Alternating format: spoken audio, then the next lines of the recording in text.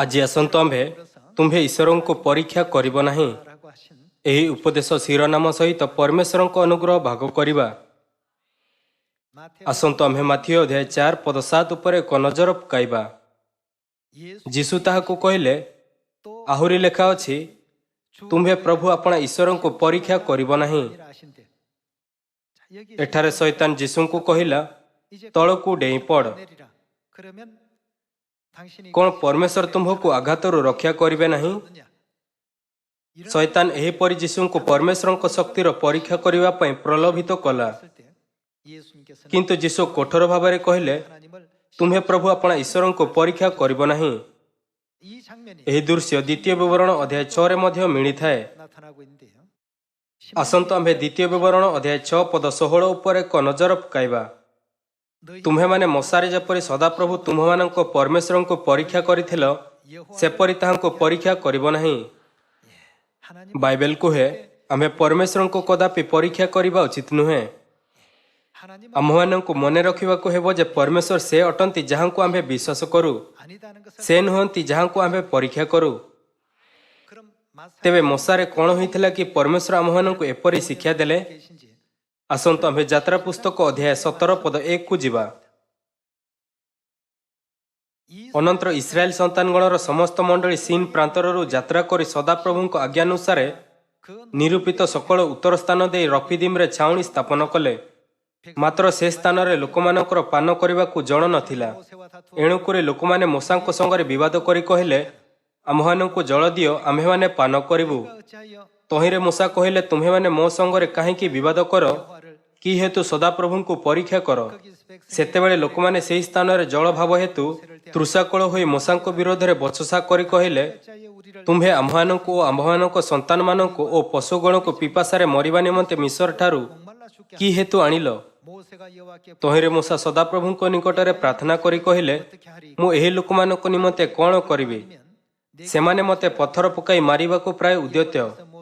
ତହୁଁ ସଦାପ୍ରଭୁ ମୂଷାଙ୍କୁ କହିଲେ, ତୁମ୍ଭେ ଯୋ ଦ୍ୱାରା ନଦୀକି ଆଘାତ କରିଥିଲ, ସେହି ଯଷ୍ଟି ହସ୍ତରେ ଘେନି କେତେକ ପ୍ରାଚୀନଙ୍କୁ ସଙ୍ଗ କରି ଇସ୍ରାଏଲ ଲୋକମାନଙ୍କୁ ଆଗେ ଆଗେ ଯାଅ। ଦେଖ, ଆମ୍ଭେ ହୋରବରେ ସେହି ଶୈଳ ଉପରେ ତୁମ୍ଭ ସମ୍ମୁଖରେ ଠିଆ ହେବା। ତୁମ୍ଭେ ସେହି ଶୈଳକୁ ଆଘାତ କଲେ ତହିଁର ଜଳ ନିର୍ଗତ ହେବ, ଆଉ ଲୋକମାନେ ତାହା ପାନ କରିବେ। ତେବେ ମୂଷା ଇସ୍ରାଏଲର ପ୍ରାଚୀନ ବର୍ଗଙ୍କ ଦୃଷ୍ଟିରେ ସେହି ରୂପ କଲେ। ପୁଣି ସେହି ସ୍ଥାନରେ ଇସ୍ରାଏଲ ସନ୍ତାନଗଣର ବିବାଦ ହେତୁରୁ ଓ ସଦାପ୍ରଭୁ ଆମ୍ଭମାନଙ୍କ ମଧ୍ୟରେ ଅଛନ୍ତି କି ନାହିଁ, ଏହା କହି ସଦାପ୍ରଭୁଙ୍କୁ ପରୀକ୍ଷା କରିବା ହେତୁରୁ ସେ ସେହି ସ୍ଥାନର ନାମ ମଶା ଓ ମିରବା ପରୀକ୍ଷା ଓ ବିବାଦ ରଖିଲେ। ଶବ୍ଦ ମଶା ଓ ମିରବାର ଅର୍ଥ ପରୀକ୍ଷା ଓ ବିବାଦ।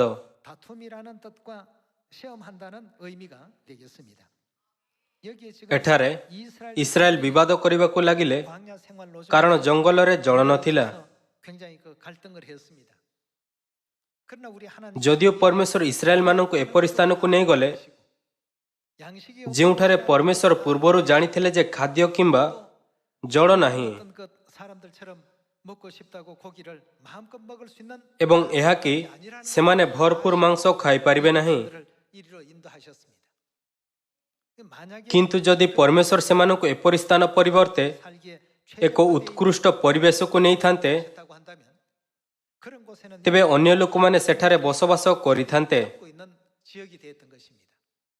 ଏବଂ ସେହି କ୍ଷେତ୍ରର ରାଜାମାନେ ଇସ୍ରାଏଲ ମାନଙ୍କୁ ସେଠାରୁ ଏମିତି ହିଁ ଯିବାକୁ ଦେଇ ନଥାନ୍ତେ। ଏହି ପରିସ୍ଥିତିରେ ଇସ୍ରାଏଲମାନେ ନିରନ୍ତର ଯୁଦ୍ଧରେ ରହିଥାନ୍ତେ। ତେଣୁ ଇସ୍ରାଏଲ ମାନଙ୍କୁ କିଣା ଦେଶକୁ ନେଇଯିବା ପାଇଁ ଯାହା ଦୁଗ୍ଧ ମଧୁ ପ୍ରବାହୀ, ପରମେଶ୍ୱର ସେହି ଜଙ୍ଗଲକୁ ବାଛିଲେ। ଯେଉଁ ସ୍ଥାନ ଦେଇ ମଧ୍ୟ ଯଦି ଇସ୍ରାଏଲ ମାନେ ଯାଇଥାନ୍ତେ, ତେବେ ଏ ବିଷୟରେ କେହି ଚିନ୍ତା କରିନଥାନ୍ତେ। ଏହି ପରିସ୍ଥିତିରେ ଇସ୍ରାଏଲ ମାନେ ପରମେଶ୍ୱରଙ୍କୁ କିପରି ପରୀକ୍ଷା କଲେ? ମିଶରରେ 430 ବର୍ଷର ଦାସତ୍ୱରୁ ଇସ୍ରାଏଲ ମାନେ ମୁକ୍ତ ହୋଇଗଲେ। ପରମେଶ୍ୱର ସେମାନଙ୍କୁ 10 ମହାମାରୀ ମାଧ୍ୟମରେ ନିଜର ଶକ୍ତି ଏବଂ ଲୋହିତ ସାଗରକୁ ବିଭାଜିତ କରିବାର ଚମତ୍କାର ଦେଖାଇଲେ। ସଙ୍ଗରେ ସେ ସେମାନଙ୍କୁ ସ୍ୱର୍ଗରୁ ବର୍ଷା ପରି ରୁଟି ଖସି ଯାଉଥିବାର ଦେଖିବାକୁ ଦେଲେ। ଏସବୁ ପରେ ସେମାନେ କ'ଣ କହିଲେ? ସେମାନେ କହିଲେ, ସଦାପ୍ରଭୁ ଆମ୍ଭମାନଙ୍କ ମଧ୍ୟରେ ଅଛନ୍ତି କି ନାହିଁ? କେବଳ ଏହେତୁ କାରଣ ସେମାନେ ଭରପୁର ଜଳ ପିଇପାରିଲେ ନାହିଁ, ସେମାନେ କହିଲେ, ସଦାପ୍ରଭୁ ଆମ୍ଭମାନଙ୍କ ମଧ୍ୟରେ ଅଛନ୍ତି କି ନାହିଁ?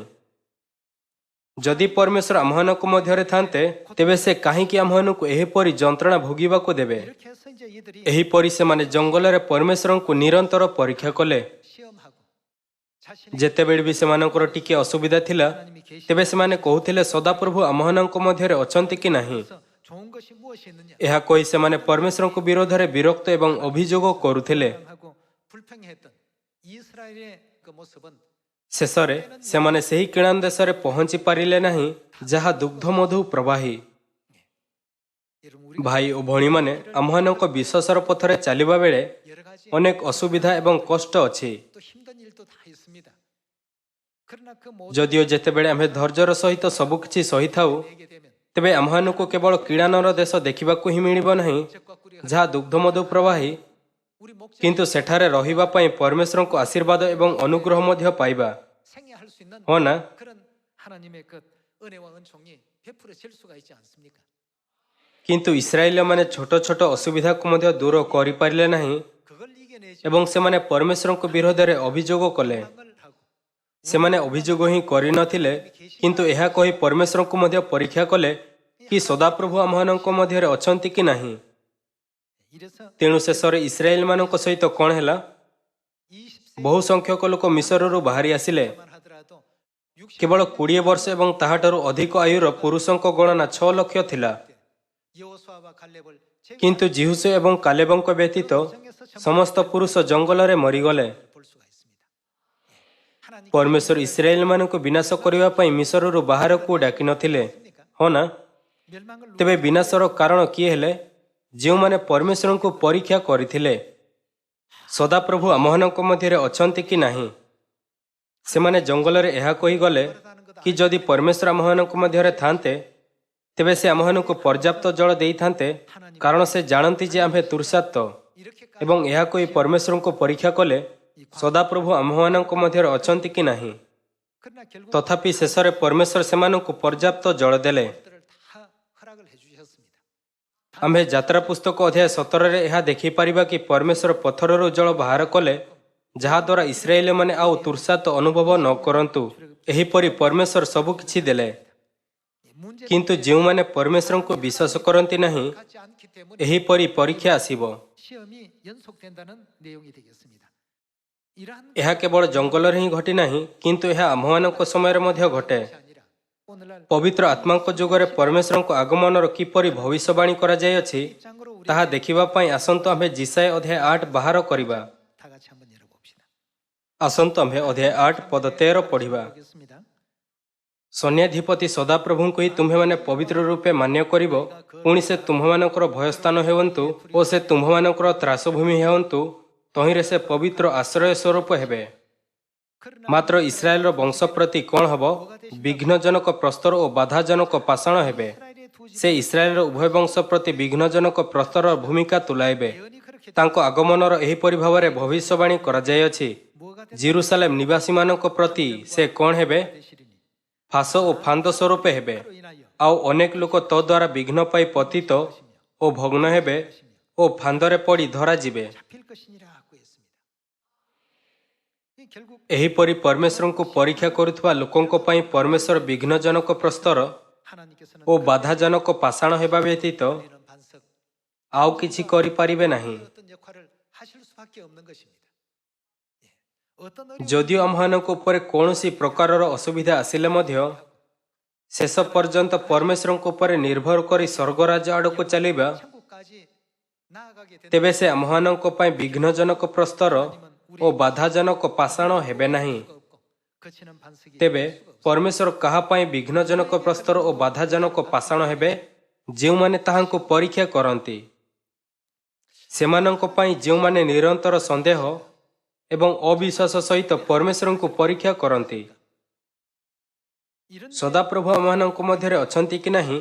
ସଦାପ୍ରଭୁ ଆମମାନଙ୍କ ପରମେଶ୍ୱର ଅଟନ୍ତି କି ନାହିଁ? ସ୍ପଷ୍ଟ ଭାବରେ ଭବିଷ୍ୟବାଣୀ କରାଯାଇଅଛି ଯେ 거치는 ପରମେଶ୍ୱର ବିଘ୍ନଜନକ ପ୍ରସ୍ତର 반석가 되실 것이다. ଓ ବାଧାଜନକ ପାଷାଣ ହେବେ, ଯାହାଙ୍କ ପାଇଁ ଲୋକମାନେ ବିଘ୍ନ ପାଇଁ ପତିତ ହେବେ। ଯେତେବେଳେ ଯୀଶୁ 2000 ବର୍ଷ ପୂର୍ବେ ଏହି ପୃଥିବୀକୁ ଆସିଥିଲେ 입고 이 땅에 오신 ତେବେ ସେ ସେମାନଙ୍କୁ ଏହା ବିଷୟରେ ଏକ ବାର୍ତ୍ତା ଦେଇଥିଲେ। 마태복음 11장 ଆସନ୍ତୁ ଆମ୍ଭେ ମାଥିଉ ଅଧ୍ୟାୟ 11 ପଦ 2 ଦେଖିବା। ଏଥିମଧ୍ୟରେ ଜନ୍ ଖ୍ରୀଷ୍ଟଙ୍କ କର୍ମର ବିବରଣ କାରାଗାରରେ ଶୁଣି ଆପଣା ଶିଷ୍ୟମାନଙ୍କ ଦ୍ୱାରା ତାହାଙ୍କୁ ପଚାରି ପଠାଇଲେ, ଯାହାଙ୍କର ଆଗମନ ହେବ ସେହି ବ୍ୟକ୍ତି କି ଆପଣ ଅବା ଆମ୍ଭେମାନେ ଅନ୍ୟ ଜଣଙ୍କ ଅପେକ୍ଷାରେ ରହିବୁ? ଯୀଶୁ ସେମାନଙ୍କୁ ଉତ୍ତର ଦେଲେ, ତୁମ୍ଭେମାନେ ଯେ ଯାହା ଯାହା ଶୁଣୁଅଛ ଓ ଦେଖୁଅଛ ସେହି ସବୁ ଯୋହନଙ୍କୁ ଜଣାଅ। ଅନ୍ଧମାନେ ଦୃଷ୍ଟି ପାଆନ୍ତି, ଖଞ୍ଜମାନେ ଗମନ କରନ୍ତି, କୁଷ୍ଠୀମାନେ ଶୁଚି ହୁଅନ୍ତି, ବଧିରମାନେ ଶ୍ରବଣ କରନ୍ତି, ମୃତମାନେ ଉତ୍ଥାପିତ ହୁଅନ୍ତି, ପୁଣି ଦରିଦ୍ରମାନଙ୍କ ନିକଟରେ ସୁସମାଚାର ପ୍ରଚାରିତ ହୁଏ। ଆଉ ଯେ କେହି ମୋ ଠାରେ କଣ ନ ପାଏ, ବିଘ୍ନର କାରଣ ନ ପାଏ, ସେ ଧନ୍ୟ। 하시니라고 했습니다. ଯୀଶୁ ଆମମାନଙ୍କୁ ଏହି ବାକ୍ୟ କାହିଁକି ଦେଲେ?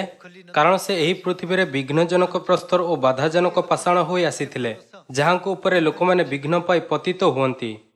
ସମସ୍ତଙ୍କର ପିତରଙ୍କ ପରି ବିଶ୍ୱାସ ରହିବା ଉଚିତ, ଯେ କହିଥିଲେ, କାହା ପାଖକୁ ଯିବା? ଆପଣଙ୍କ ପାଖରେ ଅନନ୍ତ ଜୀବନର ବାକ୍ୟ ଅଛି। ଆମ୍ଭମାନଙ୍କୁ ଆବଶ୍ୟକ କି ଆମ୍ଭେ ଏପରି ବିଶ୍ୱାସ ରଖିବା। କିନ୍ତୁ ଲୋକମାନେ ଭାବିଲେ, ଯୀଶୁ ଜଣେ ସାଧାରଣ ଲୋକ ପରି ଦେଖାଯାଉଛନ୍ତି, ତାଙ୍କର ପିତାମାତା ଏବଂ ଶାରୀରିକ ପରିବାର ଅଛନ୍ତି। 또 육신의 가족들도 있고 ଯଦି ସେ ପରମେଶ୍ୱର ଅଟନ୍ତି, ତେବେ ତାହାର ଶାରୀରିକ ପରିବାର କିପରି ହୋଇପାରିବ? 이런 저 ଏହି 생각. ପ୍ରକାରର ବିଚାର ସେମାନଙ୍କ ମନରେ ଆସୁଥିଲା। 그래서 우리 ଏହେତୁ ଯୀଶୁ କ'ଣ କହିଲେ? 무슨 말씀을 주셨습니까? 누구든지 ଆଉ ଯେ କେହି ମୋ ଠାରେ ବିଘ୍ନର କାରଣ ନ ପାଏ, ସେ ଧନ୍ୟ। 하는 자가 복이 있다고 했습니다. ଯେତେବେଳେ ଯୀଶୁ ନିଜ ଶିଷ୍ୟମାନଙ୍କୁ ପଚାରିଲେ, ମୁଁ କିଏ ବୋଲି ତୁମ୍ଭେମାନେ କ'ଣ କହୁଅଛ? ପିତର ବିନା ସନ୍ଦେହରେ ଉତ୍ତର ଦେଲେ, 말씀을 드렸습니다. 주여, ହେ ପ୍ରଭୁ, ଆପଣ ଜୀବନ୍ତ ଈଶ୍ୱରଙ୍କ ପୁତ୍ର, କାରଣ ଆପଣ ଏହି ପୃଥିବୀକୁ ଅନନ୍ତ ଜୀବନର ବାକ୍ୟ ଆଣିଛନ୍ତି। 아니시니까 ଆମ୍ଭେ ଜାଣିଅଛୁ କି ଈଶ୍ୱରଙ୍କର ସେହି ପବିତ୍ର ପୁରୁଷ ଆପଣ ଅଟନ୍ତି। 예수님께서 ଯୀଶୁ ବହୁତ ଖୁସି ହେଲେ। ହେ ଜୋନସର ପୁତ୍ର ସିମୋନ, ତୁମ୍ଭେ ଧନ୍ୟ, କାରଣ ମନୁଷ୍ୟ ତୁମ୍ଭ ନିକଟରେ ଏହା ପ୍ରକାଶ କରିନାହିଁ, 사람이 아니다. ବରଂ ମୋହର ସ୍ୱର୍ଗସ୍ଥ ପିତା ପ୍ରକାଶ କରିଅଛନ୍ତି। 이것을 알게 하신 것이다. 그러므로 그 ଯେହେତୁ ପିତର ବିଶ୍ୱାସଯୋଗ୍ୟ ଥିଲା, 나는 ତେଣୁ ଯୀଶୁ କହିଲେ, ମୁଁ ତୁମ୍ଭକୁ ସ୍ୱର୍ଗ ରାଜ୍ୟର କଞ୍ଚି ଦେବି। 땅에서 무엇이든지 매면 하늘에서 ଆଉ ତୁମ୍ଭେ ପୃଥିବୀରେ ଯାହା କିଛି ବନ୍ଦ କରିବ, ସ୍ୱର୍ଗରେ ତାହା ବନ୍ଦ ରହିବ। 하늘에서도 다 ପୁଣି ପୃଥିବୀରେ ଯାହା କିଛି ମୁକ୍ତ କରିବ, ସ୍ୱର୍ଗରେ ତାହା ମୁକ୍ତ ରହିବ। ଭାଇ ଓ ଭଉଣୀମାନେ, ଶରୀରରେ ଆସିଥିବା ପରମେଶ୍ୱରଙ୍କ ଉପରେ ସମ୍ପୂର୍ଣ୍ଣ ବିଶ୍ୱାସ ରଖିବା ଲୋକଙ୍କୁ 가진 사람에게는 ବହୁତ ଅନୁଗ୍ରହ ଓ ଆଶୀର୍ବାଦ ଦିଆଗଲା। 축복이 ଏହାର ବିପରୀତ ଇସ୍କାରିୟତ ଜିହୁଦାର ବିଷୟରେ କ'ଣ? 어떻습니까? କ'ଣ ସେ ଶିଷ୍ୟମାନଙ୍କ ମଧ୍ୟରେ ହିସାବର ଦାୟିତ୍ୱରେ ନଥିଲେ? ଏଥିରୁ ଏହା ପ୍ରତ୍ୟକ୍ଷ ହେଉଅଛି ଯେ ସେ ଜଣେ ନିର୍ଭରଯୋଗ୍ୟ ବ୍ୟକ୍ତି ଭାବରେ ବିବେଚିତ ହୋଇଥିଲେ। 처음부터 ପ୍ରଥମେ ତାହାର ବିଶ୍ୱାସ ଆରମ୍ଭରୁ ଖରାପ ନଥିଲା। 좋으니까 କ'ଣ ଏହା ଏହେତୁ ନୁହେଁ କି ତାହାର ବିଶ୍ୱାସ ଏତେ ଭଲ ଥିଲା ଯେ 다른 ଯୀଶୁ ତାଙ୍କୁ ନିଜର ଶିଷ୍ୟ କରି 일라고 하는 그 ହିସାବର ମହତ୍ କାର୍ଯ୍ୟର ଦାୟିତ୍ୱ ଦେଇଥିଲେ? 아니겠습니까? 근데 그가 이렇게 କିନ୍ତୁ 3 ବର୍ଷ ପର୍ଯ୍ୟନ୍ତ ଯୀଶୁଙ୍କୁ ଅନୁସରଣ କରିବା 하면서 뵙고 ଏବଂ ଯୀଶୁଙ୍କୁ ଦେଖି ସେ ବେଳେବେଳେ ତାଙ୍କୁ ସର୍ବଶକ୍ତିମାନ ପରମେଶ୍ୱରଙ୍କ ରୂପରେ 우리 하나님이신데 ଏବଂ ବେଳେବେଳେ ଯାଜକଙ୍କ ଅପେକ୍ଷା ଏକ ନିମ୍ନ ସ୍ତରର ମନୁଷ୍ୟ ଭାବରେ ଦେଖିଲା। 또 지위도 없어 보이고 이 육체 ତାହାକୁ ଲାଗିଲା ଯେ ଯୀଶୁଙ୍କର ଅନେକ ବିଷୟର ଅଭାବ ଅଛି, କାରଣ ସେ ତାହାଙ୍କୁ ଶାରୀରିକ ଦୃଷ୍ଟିକୋଣରୁ ଦେଖୁଥିଲା। କ'ଣ ଏଥିପାଇଁ ଭବିଷ୍ୟତ ବକ୍ତାମାନେ ଏହା ଭବିଷ୍ୟବାଣୀ କରିନଥିଲେ କି ଯେତେବେଳେ ପରମେଶ୍ୱର ଶରୀର ଧାରଣ କରି ଏହି ପୃଥିବୀକୁ ଆସିବେ, ତେବେ ଫାଶ ଓ ଫାନ୍ଦ ସ୍ୱରୂପ ହେବେ, ବିଘ୍ନଜନକ ପ୍ରସ୍ତର ଓ ବାଧାଜନକ ପାଷାଣ ହେବେ, ଯାହାଙ୍କଠାରେ ଲୋକମାନେ ବିଘ୍ନ ପାଇ ପତିତ ହେବେ। 자꾸 ତେଣୁ ଇସ୍କାରିୟତ ଜିହୁଦା ଯୀଶୁଙ୍କୁ ପରୀକ୍ଷା କଲା। 그러다가 ଏପରି କରୁ କରୁ ତାହାର ବିଶ୍ୱାସ ସେହି ସ୍ତର ପର୍ଯ୍ୟନ୍ତ ଖସିଗଲା 언전 30냥에 କି ସେ ରୂପାର 30 ମୁଦ୍ରା ପାଇଁ 한 일 ଯୀଶୁଙ୍କୁ ବିକିଦେଲା। 지르게 되는 그런 정도로 믿음의 내용이 자꾸만 이렇게 추락해가는 다시 말해 ଏପରି ଏହେତୁ ଘଟିଲା କାରଣ ସେ ପରମେଶ୍ୱରଙ୍କୁ ପରୀକ୍ଷା କଲା। ଏହାର ବିପରୀତ ପିତର କହିଲେ, ହେ ପ୍ରଭୁ, ଯେକୌଣସି ପ୍ରକାରର ଅସୁବିଧା ଆସିଲେ ମଧ୍ୟ ମୁଁ ଶେଷ ପର୍ଯ୍ୟନ୍ତ ଆପଣଙ୍କୁ ଅନୁସରଣ କରିବି। ଯଦି ଆପଣଙ୍କୁ କାରାଗାରକୁ ମଧ୍ୟ ଯିବାକୁ ପଡ଼େ, ତେବେ ମୁଁ କାରାଗାରକୁ ମଧ୍ୟ ଯିବାକୁ ପ୍ରସ୍ତୁତ ଅଛି। ମୁଁ ମୃତ୍ୟୁଭୋଗ ପର୍ଯ୍ୟନ୍ତ ମଧ୍ୟ ଆପଣଙ୍କୁ ଅନୁସରଣ କରିବି। ସେ ଏହି ପ୍ରକାର ବିଶ୍ୱାସ ସହିତ ଯୀଶୁଙ୍କୁ ଅନୁସରଣ କଲେ। 갔기 때문에 하나님께서는 인간적인 ତେଣୁ ଯଦିଓ ସେ ଜଣେ ମନୁଷ୍ୟ ଭାବରେ ଭୁଲ କରେ, 좀 덤벙대기도 하고 ଟିକିଏ ଅସାବଧାନତାରେ କାମ କରେ 큰 소리도 잘 ଏବଂ ବେଳେବେଳେ ଗର୍ବ କରି କଥା କୁହେ, 예수님 କିନ୍ତୁ ଯୀଶୁ ପିତରଙ୍କର ଏପରି ଚରିତ୍ରକୁ ଗ୍ରହଣ କଲେ 굉장히 ଏବଂ ଜିତ ପର୍ବତରୁ ସ୍ୱର୍ଗାରୋହଣ କରିବା ପୂର୍ବରୁ 그 모든 역사를 ତାଙ୍କର ସବୁଠାରୁ ବିଶ୍ୱସ୍ତ ଶିଷ୍ୟ ଭାବରେ ବିବେଚନା କରି 산에 성천하실 ପ୍ରଥମ ଚର୍ଚ୍ଚର କାର୍ଯ୍ୟଭାର ଦେଲେ। 수 있지 않습니까? ଏଥିପାଇଁ ମାଥିଓ ଅଧ୍ୟାୟ 11 ପଦ 6ରେ ଯୀଶୁ କହିଲେ, ଆଉ ଯେ କେହି ମୋ ଠାରେ ବିଘ୍ନର କାରଣ ନ ପାଏ, ସେ ଧନ୍ୟ।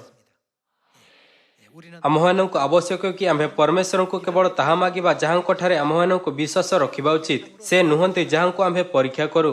2000 ବର୍ଷ ପୂର୍ବେ ଯୀଶୁ ଏହି ପୃଥିବୀରେ ଶରୀର ଧାରଣ କରି ଆସିଥିଲେ। ଫାରୁସୀ ଓ ପ୍ରଶାସକମାନେ ଯୀଶୁଙ୍କୁ କେଉଁ ଦୃଷ୍ଟିକୋଣରେ ଦେଖିଲେ? ସେମାନଙ୍କ ଦୃଷ୍ଟିକୋଣରେ ଯୀଶୁ ଏପରି ବ୍ୟକ୍ତି ଦେଖାଗଲେ ଯାହାଙ୍କର ପରୀକ୍ଷା କରିବାର ଅଛି। ସେ କ'ଣ ପ୍ରକୃତରେ ଖ୍ରୀଷ୍ଟ? ତାଙ୍କୁ ଏତିକି ତ କରିବା ଉଚିତ କାରଣ ସେ ପରମେଶ୍ୱରଙ୍କ ପୁତ୍ର ହେବାର ଦାବି କରୁଛି। ତାଙ୍କୁ ସେତିକି କରିବା ଉଚିତ। ସେମାନେ ନିରନ୍ତର ଯୀଶୁଙ୍କୁ ପରୀକ୍ଷା କଲେ ଏବଂ ଯୀଶୁ ଜାଣିଥିଲେ ଯେ ସେମାନେ ତାଙ୍କୁ ପରୀକ୍ଷା କରୁଛନ୍ତି। 알고 계십니다.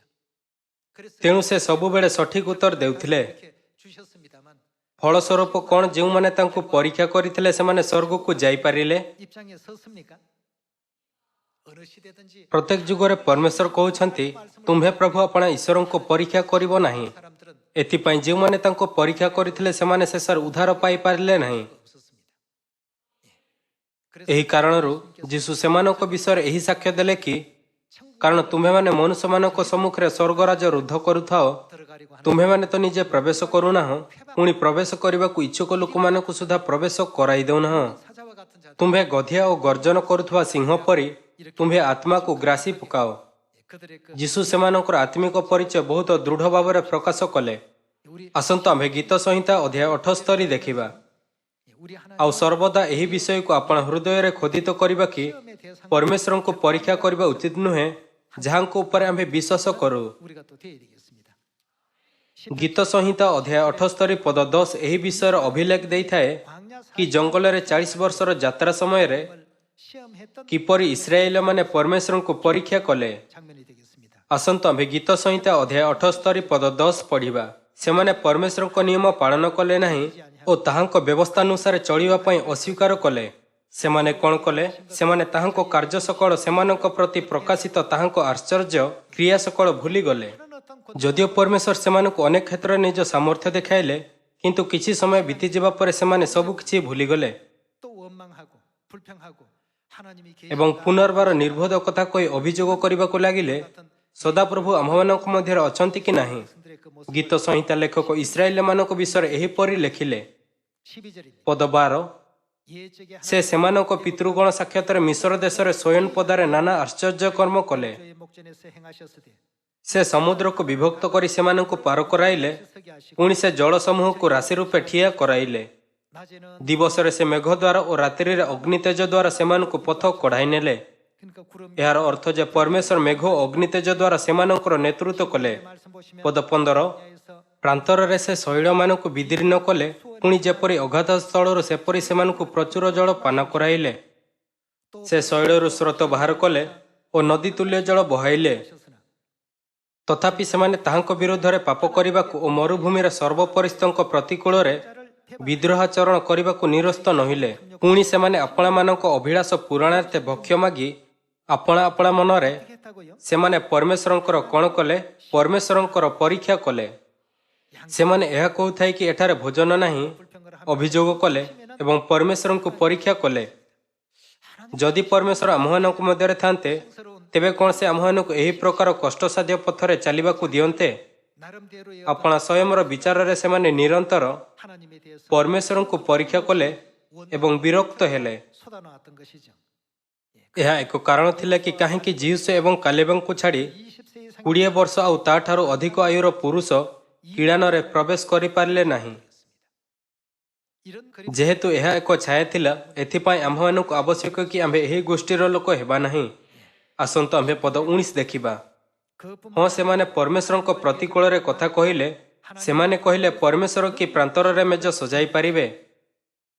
하나님 ଏହାର ଅର୍ଥ କ'ଣ ପରମେଶ୍ୱରଙ୍କଠାରେ ଏହି ସମସ୍ତ ଲୋକଙ୍କୁ ଭୋଜନ କରାଇବାର ଶକ୍ତି ଅଛି? ଏହି ସମସ୍ତ ଇସ୍ରାଏଲମାନଙ୍କ ପରମେଶ୍ୱରଙ୍କ ପରୀକ୍ଷା କରିବାର ଅଭିଲେଖ 께서 사실 କ'ଣ ପରମେଶ୍ୱର ସେମାନଙ୍କ ପାଇଁ 40 ବର୍ଷ ପର୍ଯ୍ୟନ୍ତ ପ୍ରତିଦିନ ସ୍ୱର୍ଗରୁ ପ୍ରଚୁର ପରିମାଣରେ ଖାଦ୍ୟ ବୃଷ୍ଟି କଲେ ନାହିଁ? 쏟아 부어주지 않으셨습니까? କିନ୍ତୁ ସେମାନେ ପରମେଶ୍ୱରଙ୍କୁ କିପରି ପରୀକ୍ଷା କଲେ? 하나님이 କ'ଣ ପରମେଶ୍ୱର କି ପ୍ରାନ୍ତରରେ ମେଜ ସଜାଇ ପାରିବେ? ସେମାନେ କହୁଥିଲେ କ'ଣ ପରମେଶ୍ୱର ଆମ୍ଭମାନଙ୍କୁ ପର୍ଯ୍ୟାପ୍ତ ଭୋଜନ ଦେଇପାରିବେ? ଯଦି ଆମ୍ଭେ ପରମେଶ୍ୱରଙ୍କ ଉପରେ ବିଶ୍ୱାସ କରୁ ତେବେ ଆମ୍ଭେ ପରମେଶ୍ୱରଙ୍କ ଉପରେ 100% ଭରସା ରଖିବା ଉଚିତ। ଆମ୍ଭମାନଙ୍କୁ ଆବଶ୍ୟକ କି ଆମ୍ଭେ ନିଜର ଦୃଷ୍ଟିକୋଣରେ ନକାରାତ୍ମକ ଦେଖାଯାଉଥିବା ପରିସ୍ଥିତି ଏବଂ ପରିବେଶରେ ବଶୀଭୂତ ହେବା ନାହିଁ ଏହା ପରିବର୍ତ୍ତେ ଆମ୍ଭମାନଙ୍କୁ ଆବଶ୍ୟକ କି ଆମ୍ଭେ ପରମେଶ୍ୱରଙ୍କ ପ୍ରତିଜ୍ଞା ଉପରେ ସମ୍ପୂର୍ଣ୍ଣ ଭାବରେ ବିଶ୍ୱାସ କରିବା। 우리 보기에 ଯଦିଓ ପୃଥିବୀ ଆମ୍ଭମାନଙ୍କ ଦୃଷ୍ଟିରେ ଏକ ବଡ଼ ଗ୍ରହ ପରି ଦେଖାଯାଏ, କିନ୍ତୁ କ'ଣ ପରମେଶ୍ୱର ଏହାକୁ କଳସର ଜଳବିନ୍ଦୁ ପରି ଏବଂ ଅତି କ୍ଷୁଦ୍ର ଦ୍ରବ୍ୟ ତୁଲ୍ୟ ବିବେଚନା କରନ୍ତି ନାହିଁ? 하지 않았습니까? ପୃଥିବୀ ଏହିପରି। ଏଥିପାଇଁ ଆମ୍ଭମାନଙ୍କୁ ଆବଶ୍ୟକ କି ଆମ୍ଭେ ପରମେଶ୍ୱରଙ୍କ ପଥ ପ୍ରଦର୍ଶନର 하나님께서 ବିଶ୍ୱାସର ସହିତ ଅନୁସରଣ କରିବା। 따라가야 되겠습니다. ଆସନ୍ତୁ ଆମ୍ଭେ ପଦ 20 ଦେଖିବା। ଦେଖ, ସେ ଶୈଳକୁ ଆଘାତ କରନ୍ତେ ଜଳ ନିର୍ଗତ ହେଲା ଓ ସ୍ରୋତ ପ୍ରବାହିତ ହେଲା। ସେ କି ଅନ୍ନ ହିଁ ଦେଇପାରନ୍ତି? ସେ କି ଆପଣା ଲୋକମାନଙ୍କ ନିମନ୍ତେ ମାଂସ ଯୋଗାଇବେ? 그러므로 ଏହେତୁ ସଦାପ୍ରଭୁ ଶୁଣି କୋପାନ୍ୱିତ ହେଲେ 야곱을 향하여 ଓ ଜାକୁବ ବିରୋଧରେ ଅଗ୍ନି ପ୍ରଜ୍ୱଳିତ ହେଲା ଓ ଇସ୍ରାଏଲ ବିରୋଧରେ ହିଁ କ୍ରୋଧ ଉଠିଲା। 하나님을 କାରଣ ସେମାନେ ପରମେଶ୍ୱରଙ୍କଠାରେ ବିଶ୍ୱାସ କଲେ ନାହିଁ ଓ ତାହାଙ୍କ ପରିତ୍ରାଣରେ ନିର୍ଭର ରଖିଲେ ନାହିଁ। ଯେତେବେଳେ ସେମାନେ ମିଶ୍ରରୁ ବାହାରି ଆସୁଥିଲେ, ତେବେ ପରମେଶ୍ୱର ସେମାନଙ୍କୁ ଅନେକ ଆଶ୍ଚର୍ଯ୍ୟ କର୍ମ ଦେଖାଇଲେ। 그런 것은 ମାତ୍ର ସେମାନେ ସେହି କାର୍ଯ୍ୟଗୁଡ଼ିକର ଯତ୍ନ କଲେ ନାହିଁ। 현재 ସେମାନେ ସମସ୍ତ କିଛି ଭୁଲିଗଲେ। 현재 당하는 ଯେହେତୁ ସେମାନେ ବର୍ତ୍ତମାନ ଅସୁବିଧା ଏବଂ ଅପର୍ଯ୍ୟାପ୍ତର ସହିତ ଧୈର୍ଯ୍ୟ ରଖିବାରେ ବିଫଳ ରହିଲେ, 못하다가 보니까 결국 ଏଥିପାଇଁ ସେମାନେ ପ୍ରାୟ ପ୍ରତ୍ୟେକ ସମୟରେ ପରମେଶ୍ୱରଙ୍କ ବିରୋଧରେ ଅଭିଯୋଗ କଲେ। 매 순간순간 일어났던 것입니다. 그러니 애굽 땅에서 ପ୍ରାୟ 20 ବର୍ଷର ଏବଂ ତାହାଠାରୁ ଅଧିକ ଆୟୁର 6 ଲକ୍ଷ ପୁରୁଷ ମିଶ୍ରରୁ ବାହାରିଥିଲେ, 가나안 땅에 କିନ୍ତୁ ସେମାନଙ୍କ ମଧ୍ୟରୁ ଜିହୁସ ଏବଂ କାଲେବଙ୍କୁ ଛାଡ଼ି କେହି ମଧ୍ୟ 갈렙이라는 이 두 사람 କିଡ଼ାନରେ ପ୍ରବେଶ କରିପାରିଲେ ନାହିଁ। 들여놓을 수 있었다는 것을 우리가 생각할 때 ଏହା କେତେ ଦୁଃଖଦାୟକ। ପରମେଶ୍ୱର ଆମ୍ଭମାନଙ୍କୁ ଏହା କହୁଥାଏ, ଆମ୍ଭମାନଙ୍କ ନିମନ୍ତେ ଏହି ଅଭିଲେଖ ଛାଡ଼ିଲେ କି ତୁମ୍ଭେ ସେମାନଙ୍କ ତୁଲ୍ୟ ହୁଅ ନାହିଁ। ଆମ୍ଭମାନଙ୍କୁ ଆବଶ୍ୟକ କି ଆମ୍ଭେ କେବେ ମଧ୍ୟ ସେମାନଙ୍କ ତୁଲ୍ୟ ହେବା ନାହିଁ, ଯେଉଁମାନେ ପରମେଶ୍ୱରଙ୍କୁ ପରୀକ୍ଷା କରନ୍ତି। 시편 70 ଆସନ୍ତୁ ଆମ୍ଭେ ଗୀତ ସଂହିତା ଅଧ୍ୟାୟ 78 ପଦ 40 ପଢ଼ିବା ଜାରି ରଖିବା। ସେମାନେ ପ୍ରାନ୍ତର ମଧ୍ୟରେ କେତେଥର ତାହାଙ୍କର ବିଦ୍ରୋହୀ ହେଲେ 사막에서 ଓ ମରୁଭୂମିରେ ତାହାଙ୍କୁ ଅସନ୍ତୁଷ୍ଟ କଲେ। 몇 번인고 ସେମାନେ ପୁନର୍ବାର କ'ଣ କଲେ? 하나님을 ବିମୁଖ ହୋଇ ପରମେଶ୍ୱରଙ୍କୁ ପରୀକ୍ଷା କଲେ। 하나님을 시험 ସେମାନେ ପରମେଶ୍ୱରଙ୍କୁ ପରୀକ୍ଷା କଲେ। 너무나도 ଏହା ପରମେଶ୍ୱରଙ୍କ ବିରୋଧରେ ଏକ ଦୁଷ୍ଟ କାର୍ଯ୍ୟ। 어떤 행위입니다. ସେମାନେ ତାହାଙ୍କର ହସ୍ତ ଓ ଯେଉଁଦିନ ସେ ବିପକ୍ଷ ଠାରୁ ସେମାନଙ୍କୁ ମୁକ୍ତ କଲେ, ସେହିଦିନ 날도 ଆଉ ସେ କି ରୂପେ ମିଶ୍ରରେ ଆପଣା ଚିହ୍ନ ଓ ଶୟନପଦରେ ଆପଣା ଅଦ୍ଭୁତ ଲକ୍ଷଣ ସ୍ଥାପନ କଲେ, ପୁଣି ସେମାନଙ୍କର ନଦୀ ଓ ସ୍ରୋତ ସବୁ ରକ୍ତମୟ କରିବାରୁ ସେମାନେ ପାନ କରିପାରିଲେ ନାହିଁ, ଏହା ସବୁ ସ୍ମରଣ କଲେ ନାହିଁ। ସେ ସେମାନଙ୍କ ମଧ୍ୟକୁ ଦଂଶକ ଝାଙ୍କ ପଠାଇଲେ, ସେ ସବୁ ସେମାନଙ୍କୁ ଗ୍ରାସ କଲେ ଓ ବେଙ୍ଗ ପଠାଇଲେ, ସେ ସବୁ ସେମାନଙ୍କୁ ବିନାଶ କଲେ। ମଧ୍ୟ ସେ କୀଟକୁ ସେମାନଙ୍କ ଭୂମିର ଫଳ ଓ ପଙ୍ଗପାଳକୁ ସେମାନଙ୍କ ପରିଶ୍ରମର ଫଳ ଦେଲେ। ସେ ଶିଳା ଦ୍ୱାରା ସେମାନଙ୍କ ଦ୍ରାକ୍ଷାଲତା ଓ ହିମ ଦ୍ୱାରା ସେମାନଙ୍କ ଡିମିର ବୃକ୍ଷ ମାରି ପକାଇଲେ। ଆହୁରି ସେ ସେମାନଙ୍କ ପଶୁଗଣକୁ ଶିଳାରେ ଓ ସେମାନଙ୍କ ପଲ ସବୁକୁ ପ୍ରଜ୍ୱଳିତ ବ୍ରଜଘାତରେ ସମର୍ପଣ କଲେ। ସେ ଆପଣା କ୍ରୋଧର ପ୍ରଚଣ୍ଡତା, କୋପ ଓ ରୋଷ ଓ ସଙ୍କଟ ରୂପ ଅନିଷ୍ଟର ଦୂତଦଳ ସେମାନଙ୍କ ବିରୋଧରେ ପଠାଇଲେ। 시도하사 ସେ ନିଜ କ୍ରୋଧ ପାଇଁ ପଥ ପ୍ରସ୍ତୁତ କଲେ। ସେ ମୃତ୍ୟୁରୁ ସେମାନଙ୍କ ପ୍ରାଣ ରକ୍ଷା କଲେ ନାହିଁ, ମାତ୍ର ମହାମାରୀରେ ସେମାନଙ୍କ ଜୀବନ ସମର୍ପଣ କଲେ।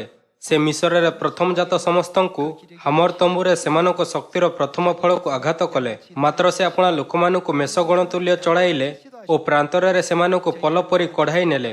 ପୁଣି ସେ ସେମାନଙ୍କୁ ନିରାପଦରେ ଚଳାଇଲେ, ତେଣୁ ସେମାନେ ଉଦ୍ବିଗ୍ନ ନୋହିଲେ। ମାତ୍ର ସମୁଦ୍ର ସେମାନଙ୍କ ଶତ୍ରୁଗଣକୁ ମଗ୍ନ କଲା। ଆଉ ସେ ସେମାନଙ୍କୁ ଆପଣା ପବିତ୍ର ସୀମାକୁ ଆପଣା ଦକ୍ଷିଣ ହସ୍ତ ଦ୍ୱାରା ଲବ୍ଧ ଏହି ପର୍ବତକୁ ଆଣିଲେ। ଆହୁରି ସେ ସେମାନଙ୍କ ଆଗରୁ ଗୋଷ୍ଠୀୟ ବର୍ଗଙ୍କୁ ତଡ଼ିଦେଲେ ଓ ଅଧିକାର୍ତେ ପରିମାପକ ରୁଜ ଦ୍ୱାରା ସେମାନଙ୍କୁ ବିଭାଗ କରିଦେଲେ ଓ ଇସ୍ରାଏଲ ଗୋଷ୍ଠୀ ବର୍ଗକୁ ସେମାନଙ୍କ ତମ୍ବୁରେ ବାସ କରାଇଲେ। କିନ୍ତୁ ଯଦିଓ ପରମେଶ୍ୱର ଅନେକ ଥର ଆପଣା ସାମର୍ଥ୍ୟ ଦେଖାଇଲେ, ସେମାନେ ସର୍ବପରିସ୍ଥ ପରମେଶ୍ୱରଙ୍କ ସହିତ କ'ଣ କଲେ? ତଥାପି ସେମାନେ ସର୍ବପରିସ୍ଥ ପରମେଶ୍ୱରଙ୍କୁ ପରୀକ୍ଷା କରି ତାହାଙ୍କର ବିଦ୍ରୋହୀ ହେଲେ ଓ ତାହାଙ୍କର ପ୍ରମାଣ ବାକ୍ୟ ସବୁ ପାଳନ କଲେ ନାହିଁ। 이스라엘 백성들이 ଗୀତ ସଂହିତାର ପୁସ୍ତକରେ ଆମ୍ଭେ ଇସ୍ରାଏଲମାନଙ୍କ ଜଙ୍ଗଲରେ ନଷ୍ଟ ହେବାର କାରଣ ଖୋଜିପାରିବା। 이렇게 또 기록을 하고 있습니다. 예. 결국 କ'ଣ ଏହାର ଅର୍ଥ ଏହା ନୁହେଁ କି ଯେଉଁମାନେ ପରମେଶ୍ୱରଙ୍କୁ ପରୀକ୍ଷା କରିଥିଲେ ଜଙ୍ଗଲରେ ନଷ୍ଟ ହୋଇଗଲେ? 이와 같은 내용이 아니겠습니까? ତେବେ ସେମାନେ ପରମେଶ୍ୱରଙ୍କୁ ପରୀକ୍ଷା କରିବାର କାରଣ କ'ଣ ଥିଲା? 우리 좀 전에 ଗୀତ ସଂହିତା ଅଧ୍ୟାୟ 78ରେ 보니까 ଆମ୍ଭେ ଦେଖିଲୁ କି ସେମାନଙ୍କୁ ନା ତ ପରମେଶ୍ୱରଙ୍କ ଉପରେ ବିଶ୍ୱାସ ଥିଲା, 기억지 아니하고 ଆଉ ନା ହିଁ ସେମାନେ ପରମେଶ୍ୱରଙ୍କ ସାମର୍ଥ୍ୟକୁ ସ୍ମରଣ କଲେ, ଆଉ ନା ହିଁ ପରମେଶ୍ୱରଙ୍କ କାର୍ଯ୍ୟକୁ ମନରେ ରଖିଲେ। 오늘날 ଏହି ଯୁଗରେ ଅନେକ ଲୋକ ଉଦ୍ଧାର ପାଇବାକୁ ଚାହୁଁଛନ୍ତି। 인생들이 구원받기를 원하고는 있습니다. ସେମାନେ ସ୍ୱର୍ଗ କୁହାଯାଉଥିବା ଭଲ ସ୍ଥାନକୁ ଯିବାକୁ ଚାହାନ୍ତି। 하고는 있지만 그러자면 ତେବେ କ'ଣ ଆମ୍ଭମାନଙ୍କୁ ପରମେଶ୍ୱରଙ୍କ ପରୀକ୍ଷା କରୁଥିବା ବିଶ୍ୱାସରୁ ନୁହେଁ, 하나님을 ମାତ୍ର ପରମେଶ୍ୱରଙ୍କ ଉପରେ ଥିବା ବିଶ୍ୱାସରେ ସ୍ୱର୍ଗ ଯିବା ଉଚିତ ନୁହେଁ? 베드로전서 ଆସନ୍ତୁ ଆମେ ପ୍ରଥମ ପିତର ଅଧ୍ୟାୟ 5 ପଦ 8 ଉପରେ ଏକ ନଜର ପକାଇବା। ସଚେତନ ହୋଇ ଜାଗ୍ରତ ରୁହ, ତୁମ୍ଭମାନଙ୍କ ବିପକ୍ଷ ଶୈତାନ ସିଂହ ପ୍ରାୟ ଗର୍ଜନ କରି କାହାକୁ ଗ୍ରାସିବ ଏହା ଖୋଜି ବୁଲୁଅଛି। ଶୈତାନ ସିଂହ ପ୍ରାୟ ଗର୍ଜନ କରି କାହାକୁ ଗ୍ରାସିବ ଏହା ଖୋଜି ବୁଲୁଅଛି। 어떤 ଶୈତାନ ପାଇଁ ସବୁଠାରୁ ସହଜ ଶିକାର କ'ଣ? 먹이로 생각합니까? ଯେଉଁମାନେ ପ୍ରଲୋଭନରେ ପଡ଼ିଛନ୍ତି ସେମାନେ ଶୈତାନର ଶିକାର ଅଟନ୍ତି। 이제 우는 ଯିଏ 사단의 ଗର୍ଜନ କରୁଥିବା ସିଂହ ସହିତ ସମାନ। 대상이 되는 것입니다. ଏଥିପାଇଁ ଆସନ୍ତୁ ଆମେ ପଦ 9 ଦେଖିବା। 너희는 କେଉଁଥିରେ ସ୍ଥିର ହୋଇ 하라고요? ବିଶ୍ୱାସରେ ସ୍ଥିର ରହି ତାହାର ପ୍ରତିରୋଧ କର। ପୁଣି ଏହା ଜାଣ ଯେ ଜଗତରେ ଥିବା ତୁମ୍ଭମାନଙ୍କ ଭାଇମାନଙ୍କ ପ୍ରତି 동일한 ଏହି ପ୍ରକାର ଦୁଃଖ ଭୋଗ ଘଟୁଅଛି। 모든 은혜와 ସମସ୍ତ ଅନୁଗ୍ରହର ଆକାର ଯେଉଁ ଈଶ୍ୱର ଆପଣ ଅନନ୍ତ ଗୌରବର ସହଭାଗୀ ହେବା ନିମନ୍ତେ ଖ୍ରୀଷ୍ଟ ଯୀଶୁଙ୍କ ଦ୍ୱାରା ତୁମ୍ଭମାନଙ୍କୁ ଆହ୍ୱାନ କରିଅଛନ୍ତି, 고난 받는 ସେ ତୁମ୍ଭମାନଙ୍କ କ୍ଷଣିକ ଦୁଃଖ ଭୋଗ ଉତ୍ତାରେ ତୁମ୍ଭମାନଙ୍କୁ ସିଦ୍ଧ, ସୁସ୍ଥିର, ସବଳ ଓ ସଂସ୍ଥାପିତ କରିବେ। 틀을 견고케 하실 것이다 했습니다. ସମସ୍ତେ କିଛି ସମୟ ପାଇଁ ଦୁଃଖ ଭୋଗନ୍ତି। 다 있습니다. ଏମିତି ନୁହେଁ କି କିଛି ଲୋକ ଅଳ୍ପ ଦୁଃଖ ଭୋଗନ୍ତି ଆଉ କିଛି ଲୋକ ବହୁତ। 있습니다. ଯେଉଁମାନଙ୍କ ନିକଟରେ ପ୍ରଚୁର ଅଛି ସେମାନଙ୍କ ନିକଟରେ ଯାହା କିଛି ଅଛି ସେହି କାରଣରୁ ସେମାନେ ଦୁଃଖ ଭୋଗୁଛନ୍ତି। ଆଉ ଯେଉଁମାନେ ଗରିବ ସେମାନଙ୍କ ନିକଟରେ ଯାହା ନାହିଁ ସେହି କାରଣରୁ ଦୁଃଖ ଭୋଗୁଛନ୍ତି। ଆମ୍ଭେ ସିଓନର ସନ୍ତାନଙ୍କୁ ପରମେଶ୍ୱରଙ୍କ ଏହି ଇଚ୍ଛା ବୁଝିବା ଉଚିତ, ଯାହା ଫଳରେ ଆମ୍ଭେ ପ୍ରଲୋଭନରେ ନ ପଡ଼ୁ। 또 노력해야 되겠고. 우리의 ଆମ୍ଭମାନଙ୍କୁ କେବେ ମଧ୍ୟ ଶୈତାନର ପରୀକ୍ଷାରେ ପଡ଼ିବା ଉଚିତ ନୁହେଁ, ଯିଏ ଆମ୍ଭମାନଙ୍କ ଆତ୍ମାକୁ ସ୍ୱର୍ଗରୁ ଦୂରେଇ ରଖେ 이런 어떤 ଏବଂ ପରମେଶ୍ୱରଙ୍କ ସହିତ ବିଶ୍ୱାସଘାତ କରିବାକୁ ଚେଷ୍ଟା କରେ। 시험 ଆମ୍ଭମାନଙ୍କୁ ଆବଶ୍ୟକ କି ଆମ୍ଭେ ପ୍ରଲୋଭନରେ ପଡ଼ିବା ନାହିଁ, କିନ୍ତୁ ଏହାଠାରୁ ମଧ୍ୟ ଅଧିକ ଗୁରୁତ୍ୱପୂର୍ଣ୍ଣ ଏହା କି ଆମ୍ଭେ କେବେ ପରମେଶ୍ୱରଙ୍କୁ ପରୀକ୍ଷା କରିବା ନାହିଁ। ଆସନ୍ତୁ ଆମ୍ଭେ ଯାକୁବ ଅଧ୍ୟାୟ 1 ପଢ଼ିବା। 12절에 ଯାକୁବ ଅଧ୍ୟାୟ 1 ପଦ 12। ଯେଉଁ ଲୋକ ପରୀକ୍ଷା ସହ୍ୟ କରେ ସେ ଧନ୍ୟ। ଏଠାରେ ସ୍ଥିର ରହିବାର ଅର୍ଥ ସହ୍ୟ କରିବା। 뜻입니다. 그 욥도 ଯେତେବେଳେ ଆୟୁବଙ୍କୁ ପରୀକ୍ଷା କରାଗଲା ତେବେ ସେ କ'ଣ କଲେ? ସେ ସହ୍ୟ କଲେ। 주시는 ସଦାପ୍ରଭୁ ଦେଲେ ଓ ସଦାପ୍ରଭୁ ନେଇଅଛନ୍ତି। 하나님께서 ସଦାପ୍ରଭୁ କେବଳ ଯାହା ଦେଇଥିଲେ ତାହା ନେଇଅଛନ୍ତି। 그게 뭐 ଏହା ଉପରେ ଅବିବେଚନାରେ ଦୋଷାରୋପ କାହିଁକି କରିବି? 또 몸을 쳐서 ଶୈତାନ ତାହାର ଶରୀରକୁ ମହାଜ୍ୱାଳାରେ ପୀଡ଼ିତ କରୁଥିବା ସମୟରେ ଯେବେ ଆୟୁବ ପୀଡ଼ାରେ ଥିଲା, 하고 차라리 ତହିଁରେ ତାହାର ଭାର୍ଯ୍ୟା ତାହାକୁ ଭଲ ମନ୍ଦ କହିଲା, 돌아버리라. 이런 ଯେମିତିକି ପରମେଶ୍ୱରଙ୍କୁ ପରିତ୍ୟାଗ କରି ମର। 때에도 그 하나님께서 କିନ୍ତୁ ଆୟୁବ କହିଲା, 축복을 주시 ଆମ୍ଭେମାନେ କି ପରମେଶ୍ୱରଙ୍କ ହସ୍ତରୁ ମଙ୍ଗଳ ଗ୍ରହଣ କରିବା ଆଉ ଅମଙ୍ଗଳ କ'ଣ ଗ୍ରହଣ କରିବା ନାହିଁ? ଭାଇ ଓ ଭଉଣୀମାନେ, ଆମ୍ଭମାନଙ୍କୁ ଆବଶ୍ୟକ କି ଆମ୍ଭେ ଏହି ପ୍ରକାର ବିଶ୍ୱାସ ରଖିବା। 그런 କ'ଣ ପରମେଶ୍ୱର ଆୟୁବଙ୍କୁ ଶେଷ ପର୍ଯ୍ୟନ୍ତ କେବଳ ଦୁଃଖ ଏବଂ କଷ୍ଟ ଦେଇଥିଲେ? 가운데입니까? 사단이 ଯେହେତୁ ଶୈତାନ ତାହାର ପରୀକ୍ଷା କରିବା ସତ୍ତ୍ୱେ ମଧ୍ୟ ଆୟୁବ ପ୍ରଲୋଭନରେ ପଡ଼ିଲା ନାହିଁ, 그래서 그에게 ଏଥିପାଇଁ କ'ଣ ପରମେଶ୍ୱର ତାହାକୁ ପୂର୍ବଦିନ ଅପେକ୍ଷା ଅଧିକ ଦେଲେ ନାହିଁ 주시고 또그 ଆଉ ତାହାକୁ ଆହୁରି ଅଧିକ ସନ୍ତାନ ଉତ୍ପନ୍ନ କରିବାର ଆଶୀର୍ବାଦ ଦେଲେ ନାହିଁ? 습니까? ଏଥିପାଇଁ ଯାକୁବ ଅଧ୍ୟାୟ 1 ପଦ 12ରେ ଲେଖା ଅଛି, ଯେଉଁମାନେ ପରୀକ୍ଷାରେ ସ୍ଥିର ରହନ୍ତି, ଅର୍ଥାତ୍ ଯେଉଁମାନେ ସହ୍ୟ କରି ପରୀକ୍ଷା ଅତିକ୍ରମ କରନ୍ତି, ସେମାନେ ଧନ୍ୟ ଅଟନ୍ତି। ଆସନ୍ତୁ ଆମ୍ଭେ ଏହି ପଦକୁ ପଢ଼ିବା ଜାରି ରଖିବା। 옳다 କାରଣ ପ୍ରଭୁ ଆପଣା ଲୋକମାନଙ୍କୁ ଯେଉଁ ଜୀବନ ରୂପ ମୁକୁଟ ଦେବାକୁ ପ୍ରତିଜ୍ଞା କରିଅଛନ୍ତି, 이들에게 ପରୀକ୍ଷା ସିଦ୍ଧ ହେଲା ଉତ୍ତାରେ ସେହି ଲୋକ କ'ଣ ପ୍ରାପ୍ତ ହେବ? 생명의 ସେହି ମୁକୁଟ ପ୍ରାପ୍ତ ହେବ। 멸망이라고 했습니다. ପରୀକ୍ଷା ସିଦ୍ଧ କରିଥିବା ଲୋକମାନେ ଜୀବନର ମୁକୁଟ ପ୍ରାପ୍ତ ହେବେ। ଜୀବନର ମୁକୁଟ ପ୍ରାପ୍ତ କରୁଥିବା ଲୋକମାନେ କେଉଁଠାକୁ ଯିବେ? ସେହି ରାଜ୍ୟକୁ ଯେଉଁଠାରେ ଅନନ୍ତ ଜୀବନ ଅଛି। କ'ଣ ତାହା ସ୍ୱର୍ଗ ରାଜ୍ୟ ନୁହେଁ? ଏହାର ଅର୍ଥ କି ଯେତେବେଳେ ଆମ୍ଭେ ପରୀକ୍ଷାକୁ ଅତିକ୍ରମ କରିବା ତେବେ ସ୍ୱର୍ଗକୁ ଯିବା। ଯୀଶୁ ପରୀକ୍ଷାକୁ ଅତିକ୍ରମ କଲେ ଆଉ ଆଦି ପୁସ୍ତକ ଅଧ୍ୟାୟ 22ରେ ଅବ୍ରାହମ ପରୀକ୍ଷାକୁ ଅତିକ୍ରମ କଲେ। ଆୟୁବ ମଧ୍ୟ ପରୀକ୍ଷାକୁ ଅତିକ୍ରମ କଲେ। ବିଶ୍ୱାସର ପୂର୍ବପୁରୁଷମାନଙ୍କ ମଧ୍ୟରୁ ସମସ୍ତଙ୍କୁ ପରୀକ୍ଷାର ସମ୍ମୁଖୀନ ହେବାକୁ ପଡ଼ିଲା, କିନ୍ତୁ ସେମାନଙ୍କ ମଧ୍ୟରୁ କେହି ମଧ୍ୟ ସେହି ଛୋଟ ପରୀକ୍ଷା ହେତୁ ପରମେଶ୍ୱରଙ୍କ ବିରୋଧରେ ଅଭିଯୋଗ କଲେ ନାହିଁ, ତାଙ୍କ ସହିତ ବିଶ୍ୱାସଘାତ କଲେ ନାହିଁ, ଆଉ ନାହିଁ ସେମାନେ ପରମେଶ୍ୱରଙ୍କ ଉପରେ ଥିବା ଆପଣା ବିଶ୍ୱାସକୁ ପରିତ୍ୟାଗ କଲେ। ଇସ୍କାରିୟତ ଜିହୁଦାର ମାମଲା ବ୍ୟତିକ୍ରମ ଥିଲା, କିନ୍ତୁ କ'ଣ ବାଇବେଲରେ ତାହାର ମାମଲା ଆମ୍ଭମାନଙ୍କ ଶିକ୍ଷା ନିମନ୍ତେ ଲେଖା ହୋଇନାହିଁ? 결단코 ଏଥିପାଇଁ କି ଆମ୍ଭେ ତାହାର ଅନୁସରଣ କରିବା ନାହିଁ? 어떤 본보기로 성경 가운데 또 기록되어 있는 것 아니겠습니까? ଆଜି ଏହି ସମୟରେ ଆସନ୍ତୁ ଆମେ ଆପଣା ହୃଦୟରେ ଯୀଶୁଙ୍କ ଶୈତାନକୁ ଦୂର କରୁଥିବା ସମୟରେ କହିଥିବା ବାକ୍ୟ ତୁମ୍ଭେ ପ୍ରଭୁ ଆପଣା ଈଶ୍ୱରଙ୍କୁ ପରୀକ୍ଷା କରିବ ନାହିଁ। ଆଉ ଦ୍ୱିତୀୟ ବିବରଣ ଅଧ୍ୟାୟ 6ରେ ପରମେଶ୍ୱରଙ୍କ ଦିଆଯାଇଥିବା ଏହି ବାକ୍ୟ କି ତୁମ୍ଭେମାନେ ସଦାପ୍ରଭୁ ତୁମ୍ଭମାନଙ୍କ ପରମେଶ୍ୱରଙ୍କୁ ପରୀକ୍ଷା କରିବ ନାହିଁ, ଆପଣା ହୃଦୟରେ ଖୋଦିତ କରିବା। ଆସନ୍ତୁ ଆମ୍ଭେ ପିତରଙ୍କ ତୁଲ୍ୟ ହେବା, ଯିଏ କହିଲେ ତୁମ୍ଭେ ଜୀବନ୍ତ ଈଶ୍ୱରଙ୍କ ପୁତ୍ର ଖ୍ରୀଷ୍ଟ। ଯଦି ଆପଣଙ୍କୁ କାରାଗାରକୁ ମଧ୍ୟ ଯିବାକୁ ପଡ଼େ, ତେବେ ମୁଁ କାରାଗାରକୁ ମଧ୍ୟ ଯିବାକୁ ପ୍ରସ୍ତୁତ ଅଛି। ମୁଁ ମୃତ୍ୟୁ ଭୋଗ ପର୍ଯ୍ୟନ୍ତ ମଧ୍ୟ ଆପଣଙ୍କୁ ଅନୁସରଣ କରିବି। 속에 ପବିତ୍ର ଆତ୍ମାଙ୍କ ଏହି ଅନ୍ତିମ ଯୁଗରେ 신부로 ପରମେଶ୍ୱର ଆମ୍ଭମାନଙ୍କ ପରିତ୍ରାଣ ନିମନ୍ତେ ଶରୀର ଧାରଣ କରି ଆତ୍ମା ଓ କନ୍ୟାଙ୍କ ରୂପରେ 하나님의 그 모습을 ଆସିଛନ୍ତି। 우리가 바라볼 때에도 어떤 ଆମ୍ଭେ 모습으로 ପରମେଶ୍ୱରଙ୍କ ଯେକୌଣସି ରୂପରେ ଆସିବା ସତ୍ତ୍ୱେ ମଧ୍ୟ ପରମେଶ୍ୱରଙ୍କୁ ଚିହ୍ନିବା ଉଚିତ। 보셔야 되겠고요. 이런 ମୁଁ ଆପଣଙ୍କୁ ଆଉ ଥରେ ସ୍ୱର୍ଗୀୟ ପରିବାରର ଏପରି ସଦସ୍ୟ ହେବାକୁ କହୁଅଛି 다시 또 따를 수 있는 ଯେଉଁମାନେ ଶେଷ ପର୍ଯ୍ୟନ୍ତ ଏହି ପ୍ରକାରର ବିଶ୍ୱାସରେ ପିତା ଓ ମାତାଙ୍କ ପଥର ଅନୁସରଣ କରି 하늘 가족들 ଅନନ୍ତ ସ୍ୱର୍ଗରାଜ ପର୍ଯ୍ୟନ୍ତ ପହଞ୍ଚିବେ। ଆମ୍ଭେ ପରୀକ୍ଷାକୁ ଅତିକ୍ରମ କରିବାର ବିଶ୍ୱାସ ରଖିବା ଉଚିତ। ଆମ୍ଭମାନଙ୍କୁ ପରମେଶ୍ୱରଙ୍କ ଉପରେ ଭରସା ରଖିବା ଉଚିତ। 사단 ଶୈତାନ ସର୍ବଦା କିଛି ଏପରି ବସ୍ତୁ ନେଇ ଆମ୍ଭମାନଙ୍କ ସମ୍ମୁଖକୁ ଆସେ ଯାହା ଆକର୍ଷଣୀୟ ଲାଗିଥାଏ। 접근을 할 수밖에 없습니다. ସୃଷ୍ଟି ସମୟରୁ ହିଁ ବାଇବେଲ ଆମ୍ଭମାନଙ୍କୁ ଶୈତାନର ଏହି ଭୂମିକା ବିଷୟରେ ଜ୍ଞାନ ପ୍ରଦାନ କରି 미리 다 ଏହାକୁ ଦେଖାଇଅଛି। 이 믿음의 ଆପଣଙ୍କୁ ଆଉଥରେ ସ୍ୱର୍ଗ ଯିବାର ପଥରେ ବିଶ୍ୱାସର ଜଙ୍ଗଲର ଶେଷ ପର୍ଯ୍ୟନ୍ତ ଏକ କ୍ଷଣ ମଧ୍ୟ 끝까지 ବିଚଳିତ ନ ହୋଇ ପିତା ଓ ମାତାଙ୍କ ସହିତ ଚାଲିବାକୁ କହୁଥାଇ 꼭 되시 ମୁଁ ଆଜିର ଉପଦେଶ ସମାପ୍ତ କରିବାକୁ ଚାହିଁବି। ଆପଣଙ୍କୁ ବହୁତ ବହୁତ ଧନ୍ୟବାଦ।